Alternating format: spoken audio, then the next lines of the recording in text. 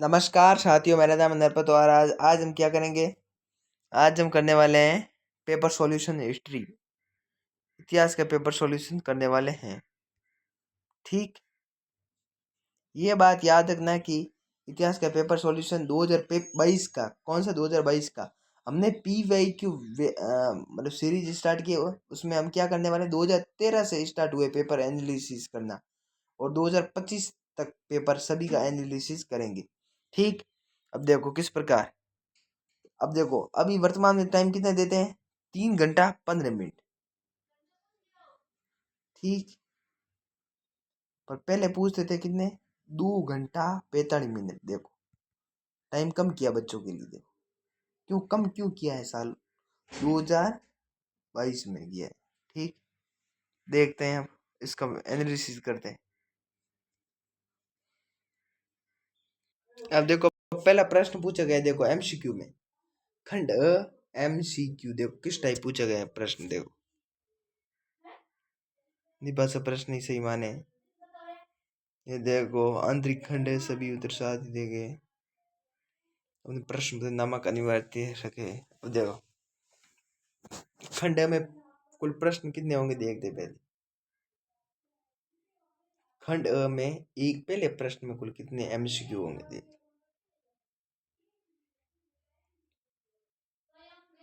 11 12 प्रश्न, 12 प्रश्न पूछे, लास्ट 12। अभी कितने पूछते हैं एमसीक्यू, 18। पहले 12 पूछते थे लास्ट, और उससे पहले पूछते थे 10 एमसीक्यू मात्र। और उससे पहले एमसीक्यू पूछते ही नहीं थे। 2021 में पूछते थे कितने, 10 एमसीक्यू। और 2021 से पहले कितने पूछते थे, एमसीक्यू पूछते ही नहीं थे। ठीक, तो अब प्रश्न देखते क्या किस प्रकार के प्रश्न आए हैं। ठीक, पहला प्रश्न है, मौर्य साम्राज्य के संस्थापक कौन है। ये इंपॉर्टेंट प्रश्न,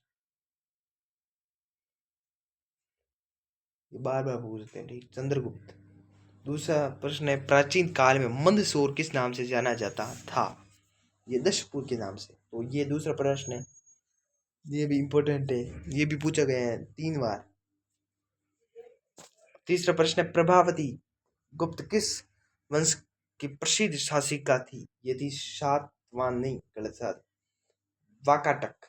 वाकाटक खंड द, दो ऑप्शन सही है आपका। इसके बाद प्रश्न अगला, किताब उल हिंद की पुस्तक के लेखक कौन है। ये कौन थे उल हिंद के, ये थे अपने किताब उल हिंद के अल बिरूनी। ठीक, ये देखो वापस ये चैप्टर आया है, यात्रियों के नजरिए इतिहास वाला चैप्टर वापस आया है। पिछली बार नहीं आया था यात्रियों के नजरिए। उससे पहले पूछते थे 2020 से पहले। सिलेबस बार बार चेंज हो रहा है, अब की बार तो नहीं हुआ है। तो इसका उत्तर क्या है, अल्बेरोनी। मगध की राजधानी क्या थी, थी क्या, कंफर्म नहीं, पाटलिपुत्र थी, हो सकती है। इसके बाद अगला प्रश्न है, मिट्टी के बने हल के प्रतिरूप कहाँ से मिले। मिट्टी के बने हल के प्रतिरूप, बन्नावली। बन्नावली सिंधु घाटी सभ्यता का सबसे विशिष्ट पुरा वस्तु मुहर है। क्या है, मुहर। अगला प्रश्न है, 18 क्रांति के समय मुगल सम्राट कौन था। ये प्रश्न इंपोर्टेंट, ये बार बार पूछा गया है। ठीक, इसमें देखो ये प्रश्न, ये देखो बहादुर शाह जफर इसका उत्तर है।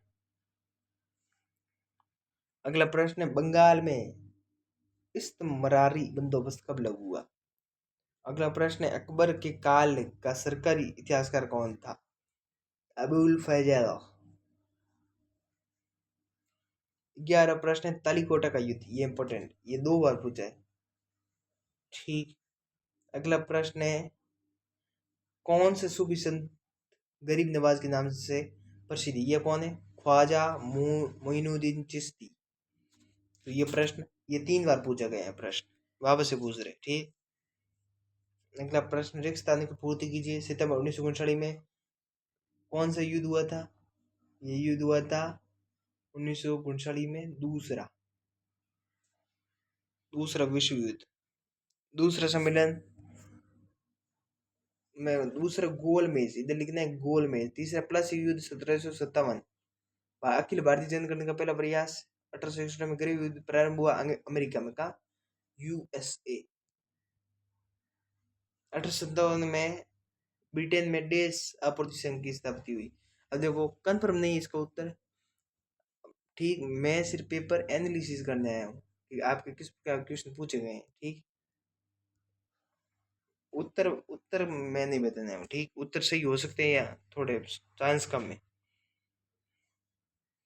तीसरा प्रश्न लघुतरात्मक प्रश्न, मतलब अति लघुतरात्मक, मतलब 20 शब्द लिखने। महात्मा गांधी भारत छोड़ो आंदोलन किस वर्ष प्रारंभ हुआ? 1942। महात्मा गांधी अपने सत्याग्रह के लिए नमक के मुद्दे क्यों बनाए? क्योंकि नमक एक आजीविका का प्रमुख साधन था। गेटवे ऑफ इंडिया का निर्माण 1911 में। यह प्रश्न अभी नहीं, सर्विस में नहीं। चौथा प्रश्न है अवध का ब्रिटिश साम्राज्य विलय कब किया? अंडाल कौन थे? अंडाल एक स्त्री थी। कौन स्त्री थी? कौन सी? विष्णु भक्त। इसको प्रेयसी भी कहा है, प्रेयसी। अकबर ने ख्वाजा मोइनुद्दीन चिश्ती की दरगाह कितनी बार? अब 14 बार। अकबर गया था 14 बार। अब देखो ये 7 प्रश्न, इब्न बतूता ने किस शहर को भारत का सबसे बड़ा शहर, इसको बताया किसको? ये सबसे बड़ा शहर किसको बताया? दिल्ली को। किसको? दिल्ली को। अगला प्रश्न, शाहजहां के सबसे बड़े पुत्र कौन थे? ये थे सबसे बड़े पुत्र। अगले पर चलते हैं। मनुस्मृति संकलन कब किया गया? का संकलन कब किया गया? तो इसका उत्तर क्या है? क्या है? दाराशिको। दाराशिको। मनुस्मृति का संकलन पढ़ लिया। मनुस्मृति में पैतृक संपत्ति के बंटवारे संबंध में स्त्रियों के लिए प्रावधान क्या है? अगला बहिर्विवाह पद्धति, ये बार बार पूछा है। कितनी बार? ये 5 बार प्रश्न पूछा है। जॉन मार्शल ने सिंधु घाटी नवीन सभ्यता खोज की घोषणा की। यह प्रश्न इंपॉर्टेंट है, 3 बार पूछा गया है। अगला प्रश्न है अंग्रेज द्वारा भारत में सार्वजनिक भवनों मतलब नवशास्त्रीय शैली का प्रयोग क्यों किया? अगला प्रश्न 5वां है, ये 50 शब्द है इसमें। क्या है कि 1857 के विद्रोह में विद्रोहियों द्वारा हिंदू मुस्लिम एकता के लिए क्या कदम उठाए? किन दो उल्लेख कीजिए। 6वां प्रश्न है 1857 के विद्रोह के समय भारतीय सैनिकों के असंतोष के क्या कारण? अब देखो ये प्रश्न कौन सा पूछा है कि 1857 के विद्रोह के समय भारतीय सैनिकों के असंतोष के क्या कारण थे? किन्हीं दो का उल्लेख करिए। अगला 7वां प्रश्न है रैयतवाड़ी व्यवस्था इस मर्यादा व्यवस्था से किस प्रकार भिन्न थी? अब देखो 8वां प्रश्न, संताल विद्रोह के क्या कारण थे? 9वां प्रश्न है आप कैसे कह सकते हैं कि विजयनगर के प्रधानमंत्री राम राय द्वारा सुल्तानों के प्रति अपनाई गई नीति जोखिमपूर्ण थी? 10वां प्रश्न इस प्रकार है कि विजयनगर के शासकों की स्थापत्य कला कौन कौन से तत्व तुर्क सुल्तानों द्वारा प्रवृत्ति स्थापत्य से प्रभावित थे? 11वां प्रश्न सूफी संतों के लोकप्रियता का क्या कारण था? अगला प्रश्न है, ये देखो ये प्रश्न वापस से पूछा है, ये प्रश्न इंपॉर्टेंट है, छपेगा छपेगा 2026 के पेपर में आपका ये पेपर, ये सवाल छपेगा। कौन सा? इब्न बतूता का भारतीय डाक प्रणाली को देखकर चकित क्यों हुआ? ये प्रश्न बार बार पूछ रहे। ये प्रश्न कितनी बार पूछ रहे पता है आपको? 4थी बार ये प्रश्न पूछ रहे लघुतर लघुतरात्मक में। अगला प्रश्न है इब्न बतूता सिंध कब पहुंचा? ये 1133। उस दिल्ली का सुल्तान कौन था? वापस पूछा है ये प्रश्न है। इसको भी प्रश्न को 3 बार वापस आया ये, ठीक। महबूद बिन तुगलक ऐसा कुछ था उत्तर, ठीक। 14वां प्रश्न गोत्र व्यवस्था के 2 नियम 6ठी शताब्दी में सोने के सिक्के मिलने क्यों बंद? ये प्रश्न 3 बार पूछा है, वापस आया है, इम्पोर्टेंट। अगला प्रश्न है सिंधु घाटी सभ्यता के प्रचलित बाटों की 2 विशेषताएं। ये अब नए नए प्रश्न है तो आ सकता है आपकी बार भी। 17वां प्रश्न दीर्घ उत्तरीय। अब देखो इसमें 100 शब्द में उत्तर देना है, ठीक। तो अभिलेखों से जानकारी प्राप्त करने में किन की कठिनाइयों का सामना करना पड़ सकता है? कि नहीं 3 का उल्लेख कीजिए, ठीक। अगला अथवा में देख लो, अथवा ये कर लो, ये नहीं आता तो ये 16 महाजनपदों में मगध का उत्थान के 3 कारण है। ये इंपॉर्टेंट प्रश्न, ये प्रश्न क्यों इम्पोर्टेंट है? क्योंकि 3 बार पूछा गया है आरबीसी बोर्ड में 12वीं क्लास में। अगला प्रश्न है कि सिंधु सभ्यता के गृह तैतीय कौन कौन सी विशेषता है? ये भी 12वीं बोर्ड में बहुत बार पूछा है, आरबीएसई बोर्ड। ठीक, ये देखो बार बार पूछ रहे हैं ये आरबीसी बोर्ड, प्रासंगिक है या नहीं है, ये इंपॉर्टेंट प्रश्न है। आप कैसे कह सकते सिंधु घाटी सभ्यता का निवास सुदूर से दूर से संपर्क था? ये भी प्रश्न पहली बार पूछा है, पूछा तो पहली बार, पर ये इंपॉर्टेंट है। क्या है? इंपॉर्टेंट। अब देखो, विजयनगर साम्राज्य के महानवमी डिब्बा का धार्मिक महत्व था, अथवा में ये है कि विजयनगर साम्राज्य में कृषि क्षेत्रों में किलेबंद भूभाग में क्यों सम्मिलित किया जाता था? ये इंपॉर्टेंट है, अथवा वाला। और ये महानवमी डिब्बा बराबर कितनी बार? तीसरी बार प्रश्न पूछा है ये भी 19वें का, ये इंपॉर्टेंट है। अगला प्रश्न, आप कैसे कह सकते हैं कि 18वीं सदी में भारतीय शहरों के स्वरूप परिवर्तन का नया चरण प्रारंभ हुआ? ये आप कैसे कह सकते हैं कि औपनिवेशिक सरकार के लिए शहरों का मानचित्र तैयार करना उपयोगी था? यह प्रश्न पूछा है वापस से दूसरी बार, ये दूसरी बार पूछा है वापस।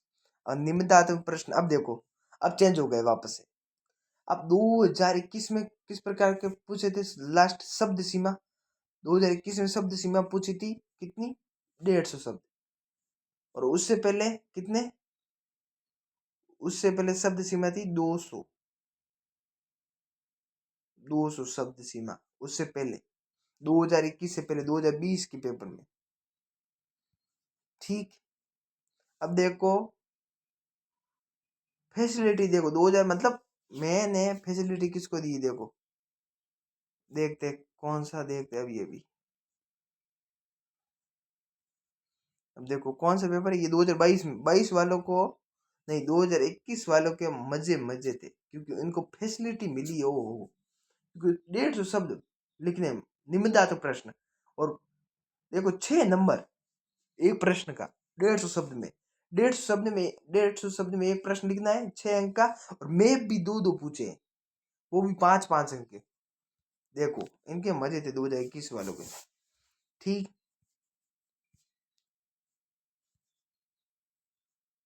अब देखो अगला प्रश्न क्या था, अब देखते हैं। अब निम्नलिखित प्रश्न में क्या पूछा है कि सूफी मत के विकास में खानका और सिलसिला की भूमिका, ये इंपॉर्टेंट प्रश्न। अगला है कर्नाटक वीरशैव परंपरा, ये भी इंपॉर्टेंट प्रश्न, बार बार पूछ रहे हैं। अगला प्रश्न है जन नेता के रूप में महात्मा गांधी को उत्थान मूल्यांकन कीजिए। ये राष्ट्रीय आंदोलन नमक सत्याग्रह आंदोलन मूल्यांकन कीजिए। ठीक, अब मैप पूछा है, देखो मैप 4 अंक का, पहले कितने का पूछते थे? शुरुआत में 6 अंक का, उसके बाद क्या पूछा? 5 अंक का। अब पूछ रहे कितने का? 4 अंक का, और घटा दो 3 का कर देंगे कभी कभी तो। देखो, भारत के रेखा मानचित्र में निम्नलिखित ऐतिहासिक स्थलों को अंकित कीजिए। सूरत कहाँ है? गुजरात में। अजमेर राजस्थान, मेरठ महाराष्ट्र, कटक उड़ीसा। ठीक, ओडी उड़ीसा में। ये अथवा में ये वाला है, देखो जबलपुर कहाँ है? मध्य प्रदेश। झांसी यूपी, अलीगढ़ यूपी, अंबाला ये पता नहीं। ये मानचित्र दिया हुआ है, देख लो। अब देखो एक बार मानचित्र किस प्रकार का था बताऊं? पाकिस्तान को साथ में जोड़ा हुआ था। यह पता नहीं किस मानचित्र में ही था, पर पेपर कौन सा था, पर था जरूर। देखो ये अपना मानचित्र, ये खत्म, ये खत्म। तो हम मिलते हैं 2000 कौन सा पेपर? 2023 का पेपर एनालिसिस करने के लिए आएंगे। ठीक, नेक्स्ट वीडियो आएगा 2023 के पेपर के एनालिसिस का। ठीक, बाय बाय।